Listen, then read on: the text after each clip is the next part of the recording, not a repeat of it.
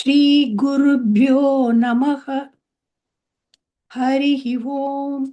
शुक्लाम्बरधरो विष्णु शशिवर्णं चतुर्भुजं प्रसन्नवदनं ध्यायेत् सर्वविघ्नोपशान्तये। गुरुर्ब्रह्मा गुरुर्विष्णुः गुरुर्देवो महेश्वरः गुरुः साक्षात् परब्रह्म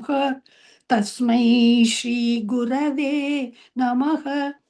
सरस्वती नमस्तुभ्यं वरदे कामरूपिणि विद्यारम्भं करिष्यामि सिद्धिर्भवतु मे सदा।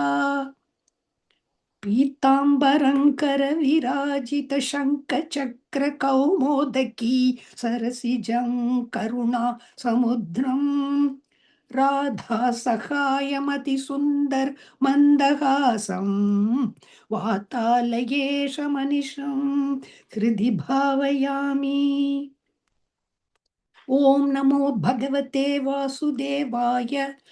ॐ श्रीकृष्णाय परब्रह्मणे नमः। अथ श्रीमन्नारायणीयम् षोडशं दशकं नरनारायणावतारवर्णनं दक्षयागवर्णनं च। दक्षो विरिञ्च तनयोत मनोस्तनूजां लब्ध्वा प्रसूतिमिह षोडश चापकन्याः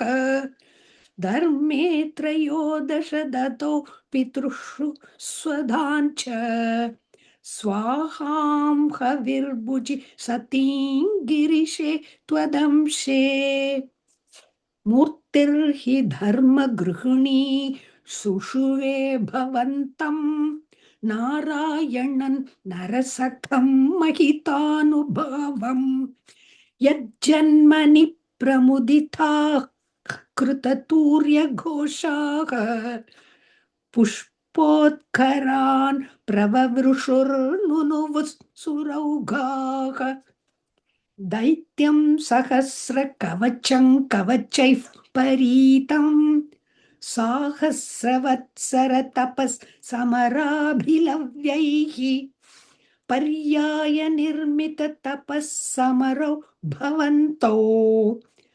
शिष्टैककङ्कटममोऽन्यहतां सलीलम् अन्वाचरन्नुपदिशन्नपि मोक्षधर्मम् त्वं भ्रातृमान् बदरिकाश्रममध्यवात्सीः शक्रोतते शमतपो बलनिस्सहात्मा दिव्याङ्कना परिवृतं प्रजिघायमारम् कामो वसन्तमलयानिल बन्धुशाली कान्ताकटाक्ष विशिकै विकसद्विलासैः विद्यन्मुहुर्मुहुरकम्पमुदीक्ष च त्वां भीतस्त्वयात जगदे मृदुहासभाजा भीत्यालमङ्गज वसन्त सुराङ्गना वह मन्मानसन्त्विह जुषध्वमिति ब्रुवाणः त्वां विस्मयेन परितस्तुवतामतैषां प्रादर्शयस्व परिचारक कातराक्षीः सम्मोहनाय मिलिता मदनादयस्ते त्वद्दासिका परिमलैः किल मोहमापुः दत्तान् त्वया च जगृहुस्त्रपयैव सर्वस्वर्वासि गर्वशमनीं पुनरुर्वशीं ताम् दृष्ट्वोर्वशीं तव कथाञ्च निशम्य शक्रः पर्याकुलो जनिभवन् महिमावमर्शात् एवं प्रशान्तरमणीयतरावतारात् त्वत्तोऽधिको वरद कृष्णतनुस्त्वमेव दक्षस्तु धातुरतिलालनया रजोऽन्धः नात्यादृतस्त्वयि च कष्टमशान्तिरासीत् येन व्यरुन्धस भवत्तनुमेव शर्वम् यज्ञे च वैरपिशुने स्वसुताव्यमानीत् क्रुद्धेशमर्दितमकस्सतु कृत्तशीर्षः देवप्रसादितहरादतलब्धजीवः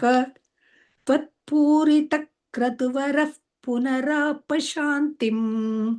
सत्वं प्रशान्तिकर पाहि मरुत्पुरेश इति श्रीमन्नारायणीये नरनारायणावतारवर्णनं दक्षयागवर्णनं चेति षोडशं दशकं समाप्तम् नारायणाखिलगुरो भगवन्नमस्ते नारायणाखिलगुरो भगवन्नमस्ते अथ सप्तदशं दशकं ध्रुवचरितवर्णनम्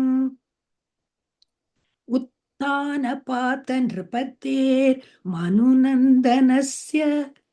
छाया बभूव सुरुच्य नितरामभीष्टा अन्या सुनीतिरिति भर्तुरनादृता सा त्वामेव नित्यमगतिः शरणं गताभूत् अङ्के पितुः सुरुचिपुत्रकमुत्तमन्तम् दृष्ट्वा ध्रुवः किल सुनीति सुतोधिरोक्ष्यन्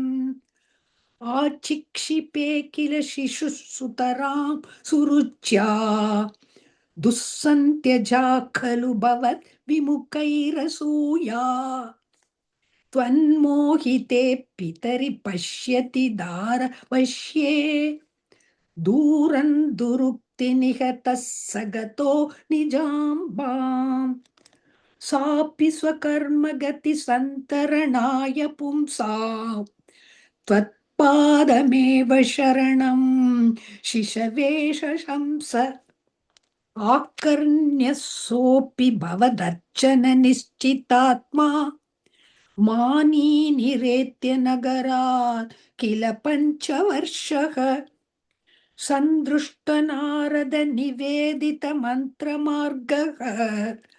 त्वामारराध तपसा मधुकाननान्ते ताते विषण्ण हृदये नगरीं गतेन श्रीनारदेन परिसान्त्वितचित्तवृत्तौ बालस्त्वदर्पितमनाः क्रमवर्धितेन निन्ये कठोर तपसा किल पञ्चमासान् तावत् तपोबलनिरुच्छ्वसिते दिगन्ते देवार्तितस्त्वमुदयत् करुणार्द्रचेताः त्वद्रूपचिद्रसनिलीनमतेः पुरस्तात् आविर्बभूविथ विभो गरुडाधिरूढः त्वद्दर्शनप्रमदभारतरङ्कितन्तम् दृग्भ्यान् निमग्नमिव रूपरसायनेते तुष्टूषमाणमवगम्य कपोलदेशे संस्पृष्टवान् असिदरेण तथादरेण तावत् विबोध विमलं प्रणुवन्तमेनम् आभाषतास्त्वमवगम्य तदीयभावम् राज्यं चिरं समनुभूय भजस्व भूयः सर्वोत्तरं ध्रुवपतौ विनिवृत्तिहीनम् इत्यूचिषि त्वयि गते नृपनन्दनोऽसौ आनन्दिताखिलजनो नगरीमुपेतः रेमे चिरं भवदनुग्रहपूर्णकामः ताते गते च वनमादृत राज्यभारः यक्षेण देव निहते पुनरुत्तमेऽस्मिन् यक्षैः स युद्धनिरतो विरतो मनूक्त्या शान्त्या प्रसन्नहृदयात् धनदादुपेत्तात् त्वद्भक्तिमेव सुदृढामवृणोन् महात्मा अन्ते भवत्पुरुषनीतविमानयातः मात्राशमन् ध्रुवपते पदे मुदितोऽयमास्ते एवं स्वभृत्य जनपालनलोलदीस्त्वम् वातालयाधिपनिरुन्धि मयौघान् इति श्रीमन्नारायणीये ध्रुवचरितवर्णनं नाम 17 दशकं समाप्तम् नारायणाखिल गुरो भगवन्नमस्ते नारायणाखिल गुरो भगवन्नमस्ते अत 18 दशकं ऋतुचरितवर्णनम् जातस्य ध्रुवकुल एव तुङ्गकीर्तेः अङ्गस्य व्यजनिसुतः सवेन नामा तद्दोषव्यथितमतिः स राजवर्यः त्वत्पादे निहितमना वनङ्गतोऽभूत्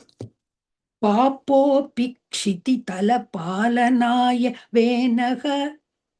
पौराद्यैरुपनिहितः कठोरवीर्यः सर्वेभ्यो निजबलमेव सम्प्रशंसन् भूचक्रे तव यजनान् ययन्यरौत्सीत् सम्प्राप्ते हितकथनाय तापसौघे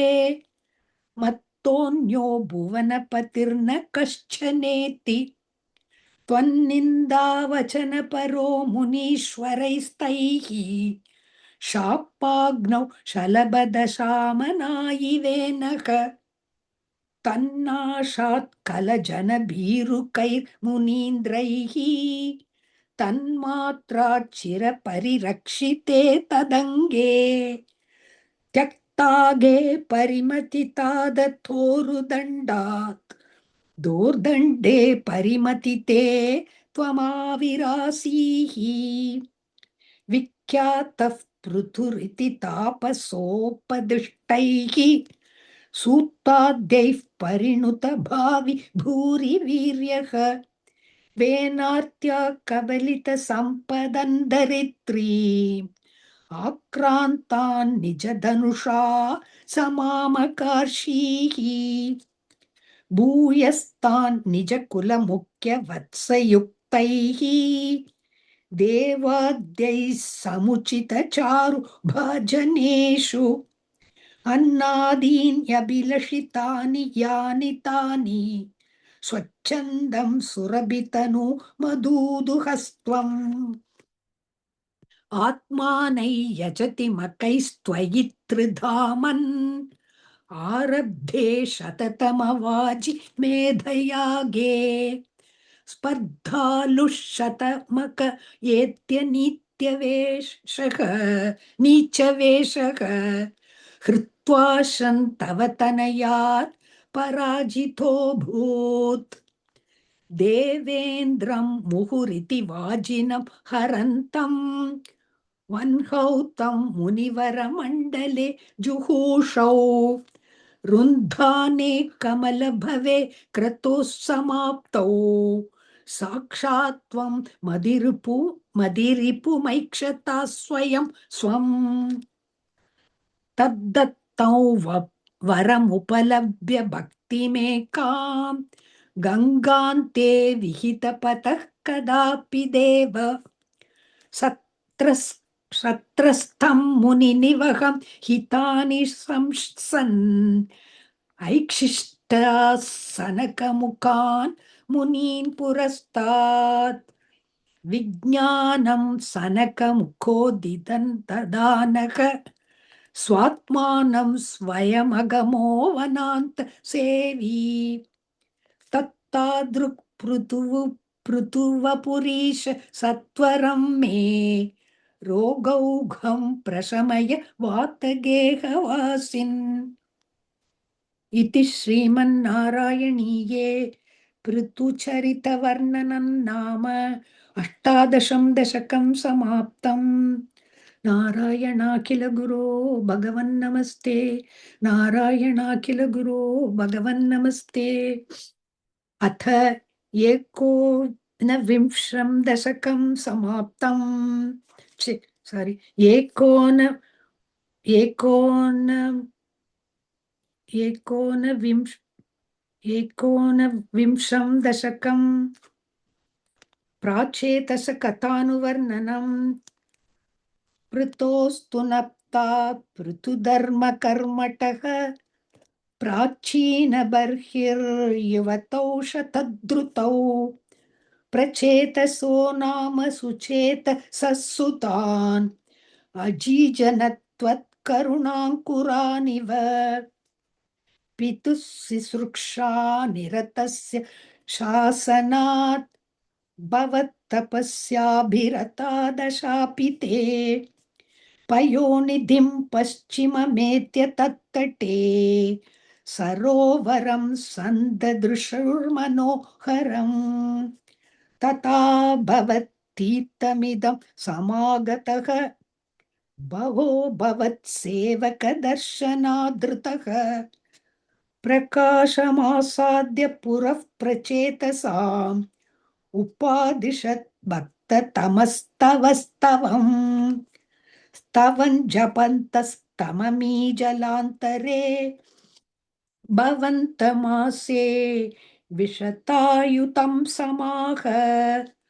भवत्सुखास्वादरसादमीश्वियान् बभूव कालो ध्रुववन्न शीघ्रता तपोभिरेषामतिमात्रवर्धिभिः स यज्ञहिंसा निरतोऽपि पावितः पितापि तेषां गृहयातनारद प्रदर्शितात्मा भवतात्मतायि ययौ कृपाबलेनैव पुरः प्रचेतसां प्रकाशमागाः पतगेन्द्रवाहनः विराजिचक्रादिवरायुधांशुभिः भुजाभिरष्टाभिरुदञ्चितद्युतिः प्रचेतसां तावदयाचतामपि त्वमेव कारुण्यभराद्वरानदाः भवद्विचिन्तापि शिवाय देहिनां भवत्वसौ रुद्रनुतिश्च कामदा अवाप्य कान्तान् तनया महीरुहां तया रमध्वन् दशलक्षवत्सरीं सुतोस्तु दक्षो ननु तत्क्षणाच्च मां